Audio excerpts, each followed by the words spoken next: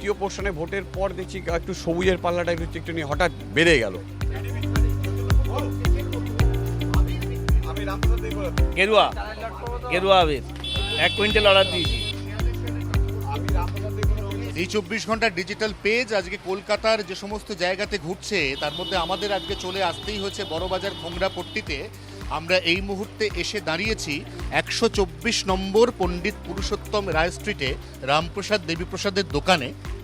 এই দোকানটা আবিরের দোকান, রঙের দোকান। আর আজকে এই দোকানে আসার উদ্দেশ্য তো একটাই, সেই উদ্দেশ্য নিশ্চয় এতক্ষণে আপনারাও বুঝতে পারছেন। সেই উদ্দেশ্যটা হচ্ছে কে কোন রঙের আবির কিনছেন। পাশাপাশি দুটো রঙের আবির রাখা আছে, একটা গেরুয়া একটা সবুজ।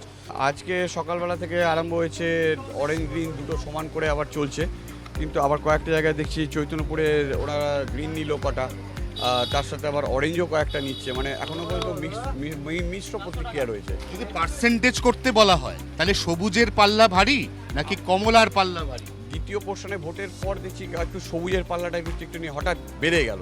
কারণ তার আগে যতদিন মানে ফার্স্ট ফেজে ভোটটা হয়েছিল তখন যারা খদ্দেররা নিয়েছিল, সমস্ত খদ্দেররা যারা নিয়েছিল খদ্দেররা তারা সমস্তরাই ওই মিলিয়ে মিশিয়ে মানে হাফ হাফ নিয়েছে, কেউ হয়তো 60-40 নিয়েছে, এইরকম নিয়েছে। এবার এখন হঠাৎ সেকেন্ড ফেজে হওয়ার পর থেকে পরশু থেকে হঠাৎ গ্রিনের চাহিদাটা আবার হঠাৎ বেশি হয়ে গেল। খুব তাৎপর্যপূর্ণ।